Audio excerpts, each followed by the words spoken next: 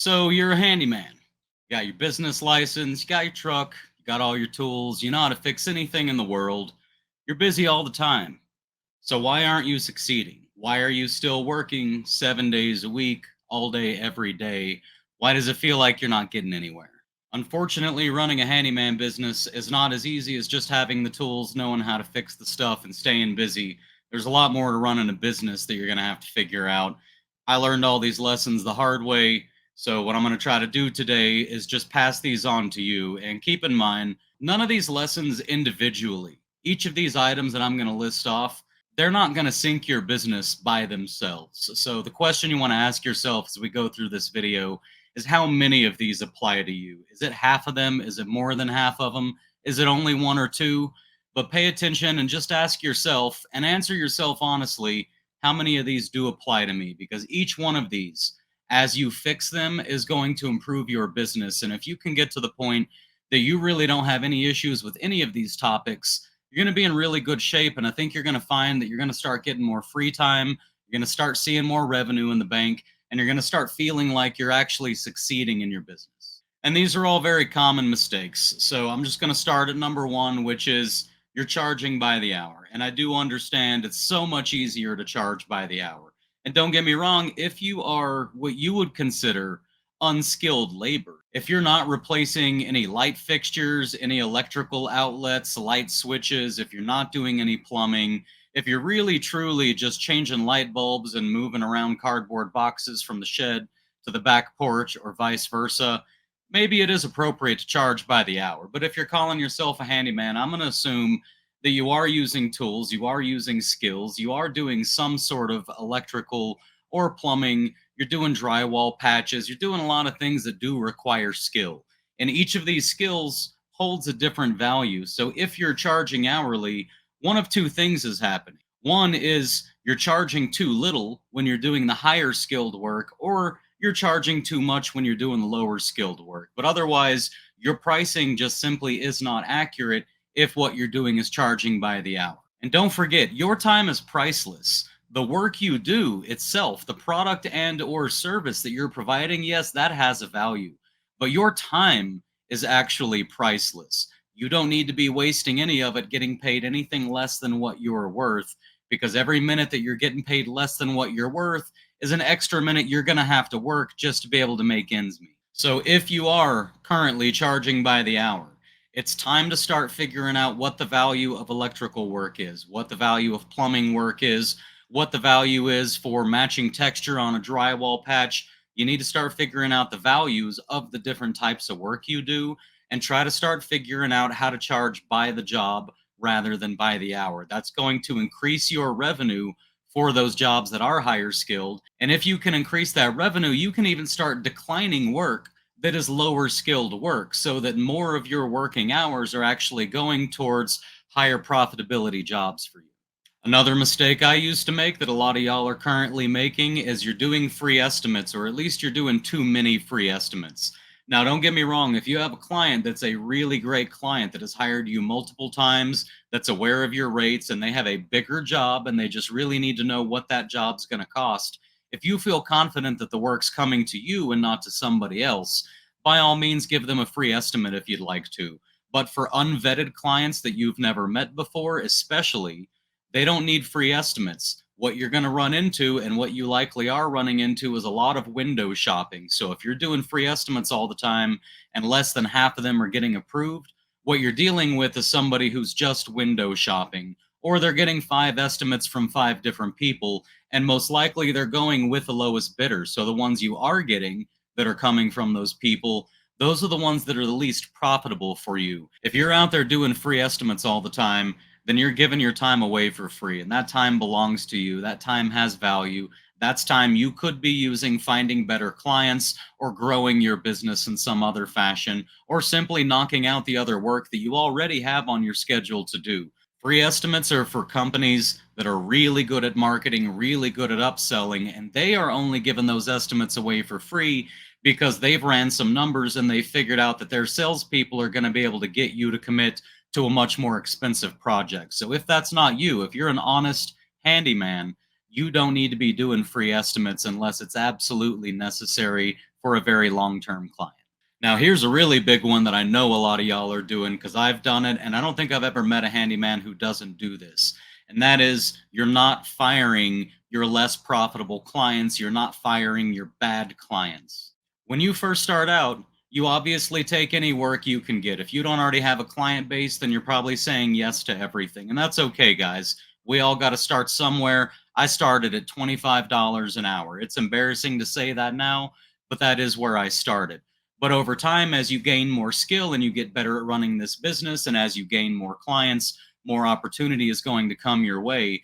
And you're not going to be able to, a year after you started, go back and work for $35 an hour for that very first client that you ever had. You're not going to be able to say yes to that person for that rate every single time from here and into the future. And that doesn't mean that they're a bad client necessarily. When I speak of bad clients, really more what I'm referring to is the clients who are always trying to negotiate you down, always trying to nickel and dime you, always trying to squeeze every last bit of work they can out of you for the least amount of money profitable. Those clients exist.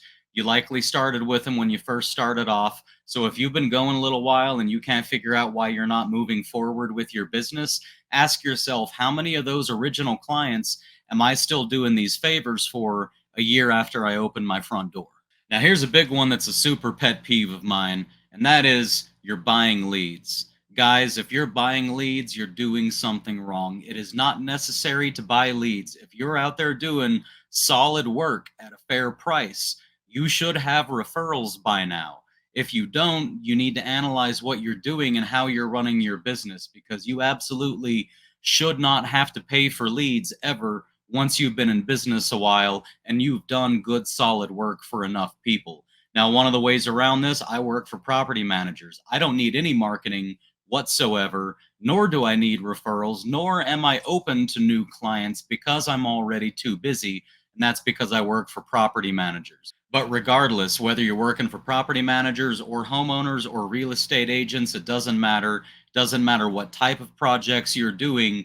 Don't pay for leads. If you're paying for leads, by default, you have to pass that cost on to the customer, and you are now more expensive than you needed to be, or you're the same price, but you're making less money because you had to eat that lead. So stop paying for leads, guys. Another really bad one that I hate to see is super prevalent, not only in the handyman industry, but in all the trades, is you're chasing money.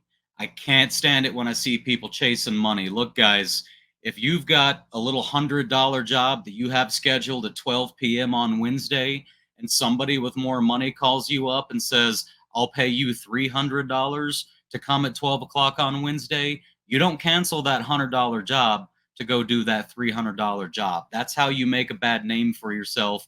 It's how you guarantee that you're not going to get repeat business. So you really need to be keeping your word and worrying less about making more money today or making more money this Wednesday or making more money this week. You need to worry less about how much money you're making in the short term and worry more about how consistent are you being with your current clients over the long term. That is what's going to build that solid base that's going to get you that repeat work and those free referrals. And one of the next issues you might have is, are you a one-man show? Now, you might be able to take care of everything that needs to be taken care of if you are a one-man show. Maybe you are getting all the work done, and that's really great, but you could be getting that work done faster, and you could be profiting a little bit extra if you can find yourself some reliable people that you can subcontract some work out to.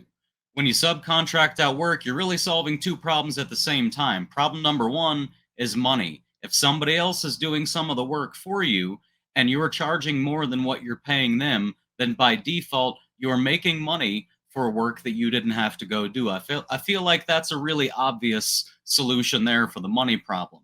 But the other problem you solve is you're getting the work done faster. If you're so busy that you can't hardly get to everybody and your clients are waiting, your clients don't enjoy waiting. If their toilet doesn't work for 3 days while they're waiting on you, then they're semi-likely to maybe go look for another handyman. Maybe they won't. Maybe they're dedicated to you, and good for you if you've built up a client base like that.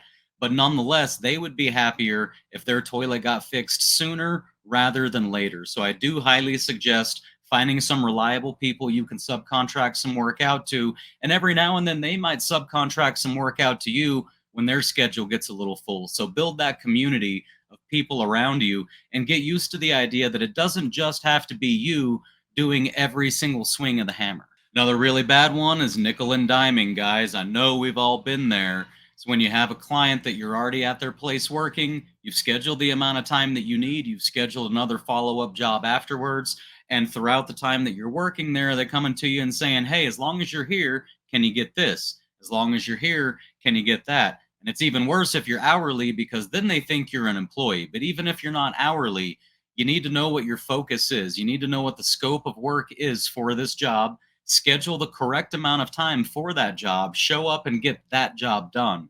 If they have other items, now if it's one light bulb and you can reach it without a ladder and they've already got the bulb, by all means, throw it in there for them. But don't let your clients nickel and dime you into doing 5 or 6 extra little tasks while you're there, because that's going to slow you down. And chances are, if you're allowing them to do that, you're probably not charging extra. So at the very least, start charging extra for those things. But your clients hired you for a very specific job, and as a business, your job is simply to show up and accomplish that job. If they'd like to hire you for another job, that's great, that's outstanding, but they need to let you know what that other job is, and then you can give them a price. And if they accept the price, they can schedule you for a future visit to get that job done. And speaking of scheduling, not getting good at the skill of scheduling is also likely costing you money. Your day should be full from the time you leave the house in the morning until the time you get home. There should be no downtime during the day. There are lots of tips and tricks. You can go back and watch some other videos on my channel about scheduling. I'm not going to dive super deep, but the point is, you should be busy and billable from the moment you leave the house to the moment you come home at the end of the day. And on the subject of scheduling, are you using a CRM? Because when you first start out, I understand it's kind of easy to run a little tiny handyman business on the side without a CRM. When you're booking 2 or 3 small jobs a week or 1 or 2 things on the weekend, you may not need a CRM. You may be able to do it all on paper. But at some point, if you want your business to grow and if you want to succeed, you're going to need some software to organize and manage your business and to organize and manage your scheduling, your invoicing, following up on invoices that haven't been paid, writing estimates, following up on those estimates, getting things signed in writing and stored electronically, having somewhere to store all of your pictures, to attach all of the notes to your jobs. A CRM is the software you use to run your business. So if you're not using one and you're busy, you should really look into using a CRM. I use Jobber. I've been with Jobber for almost 4 years now, and I can guarantee you my business would not be where it is today without Jobber. I've looked at the competition. There's lots of competition out there. There's lots of great CRMs out there. Jobber is the one, after lots of research, that I've chosen to run my business. And after lots of research, even recently, just making sure that I'm still on the right one, what I've found so far is that if you're serious about running your business, if you truly want to succeed, if this is something that's solid for you, that you still want to be doing in 10 years, and you want to be a professional and you want to run your business in the most efficient way possible, I recommend Jobber. There's a link in the description of this video for a free 14-day trial. Also comes with 20% off for the first 6 months. But whether it's Jobber or whether it's any of the other CRMs on the market, I highly suggest that you go pick a few of them, get some free trials going, test them out, and start using them. They're going to streamline everything that you do, and scheduling is one of those things you definitely need to streamline. And one of the biggest ones, guys, and when I say one of the biggest ones, I sincerely mean this: communication. It is probably the number one thing that every long-term client of mine has told me face to face is one of the biggest reasons that they enjoy working with me so much. So much so that they've even told me I would rather hire somebody who drops the ball occasionally, but communicates really effectively about how and why they dropped the ball and what they're going to do to rectify the situation. They would rather a worse handyman who communicates more effectively than a better, more successful handyman who's horrible at communication. So if you get a voicemail, return it. If you get a text message, return it. If your phone's ringing and you really don't want to answer it, but it's a client, answer the phone anyways. Let your clients know what's going on, what the future looks like between you and them, and whatever jobs you have scheduled. Talk about what the scope of work is. Make sure all of your communications are very clear. There's never been a client in my 4 years of running this business right now. Not one single client has ever complained that I communicated too much. So, whatever you do not drop the ball on communication. If you take away nothing else from this video, the one main takeaway that you need to have is communication. Nobody wants to hire somebody who can't communicate. They would rather you not show up to the job, but call them the evening before and tell them why you may not be able to show up the next day, and call them the morning of and tell them that you're not going to show up. They would rather you not show up and communicate that than for you to show up but not communicate anything else effectively throughout the entire course of that job. And here's a silly one that so many people do incorrectly, as well as myself when I first started this business, and that is marketing based on affordability. You do not ever want to market yourself as the affordable option. You don't want to talk about beating other people's prices. You don't even want to talk about pricing. When you market yourself, you need to be marketing yourself as the solution to their problem without reference to what you cost, so that the people who truly want their problem solved, whose priority is number one, solve the problem, and number two, see if you can get it solved affordably. When priority one is to solve the problem, they're not going to call the guy who calls himself affordable, who markets himself as being the most affordable option. They're going to call the guy that appears to be the most likely to be able to solve their problem. Also, you got to learn how to say no. And I understand, again, especially in the beginning, saying no can be difficult. We always want to make everybody happy. That's not me telling you I think you should always want to make everybody happy, but human nature is for us to want to make people happy, especially our clients. But we have to know when to say no. When someone calls you and they live in a neighborhood that you know to be an extremely low income neighborhood with really old houses that are falling apart, and they call and tell you about a problem that you already know from experience is not going to be a problem that you can solve affordably for them, and they can't tell you what their budget is, but they just need you to come over and take a look at it and maybe do what you can, and I know it tugs at your heart a little bit and you want to help them. And if, as a person, not as a business, if you, as a person, outside of your normal business hours, if you want to do favors for people, by all means, please do. We all need to be good to each other in this world. But your business is there to make money to support you and your family. And a business does not do things that are unprofitable on purpose unless there's some nonprofit component going on. But what I'm trying to say is, if you're trying to succeed, sometimes people are going to ask you to do projects that you kind of know you're not going to be able to make hardly any money off of, and you don't tell them no because you want to make them happy. Or maybe a good client that does have money wants to hire you for a job that you just simply know you're not capable of doing profitably because it's not in your wheelhouse of skills. Whatever the situation is, there are times when we all know that we need to say no, but we want to make people happy so much that we say yes and we give it our best, and then we lose money, or at least we don't really make hardly any money. So you have to learn how to say no. I can promise you, after 4 years, one of the best things I did was just to start teaching myself how to say no. There was a time when I never said no to anything, and then there was finally a time when I started saying no to projects that weren't good projects for me and my business. And I was afraid that my clients would be upset and stop utilizing my services. And guess what? It didn't happen. They found somebody else to take care of the projects that I said no to. And then they sent me the projects that they still needed taken care of. And next, do you have an inventory? I didn't have one for the longest time, and that meant I was going to Home Depot, Ace Hardware, or other hardware supply stores on a routine basis, often multiple times a day, 2 to 3 times a day, if I was doing 4 or 5 jobs in that day. So, guys, you got to have an inventory. If your time is worth, let's just ballpark it at $100 an hour. If your time's worth $100 an hour, and if it takes you an hour to drive to Home Depot, find the thing you need, purchase it, and drive back to the job, if we can call that ballpark an hour, it's $100 out of your pocket every single time you go to Home Depot. If you could save yourself only one Home Depot trip a day, if you're going 3 times a day, if you can cut it back to 2 times a day, you're going to save $100 a day. And if you're working 5 days a week, that's $500 a week. The sooner you get that inventory built, and yes, inventory is expensive. You also have to buy kits and stuff that you can store the inventory in. So it's not just getting knocked around in a bin and getting destroyed in the back of the truck either. But get your inventory, build it slowly if you have to, but get it built and watch how much money starts in and up in your bank account.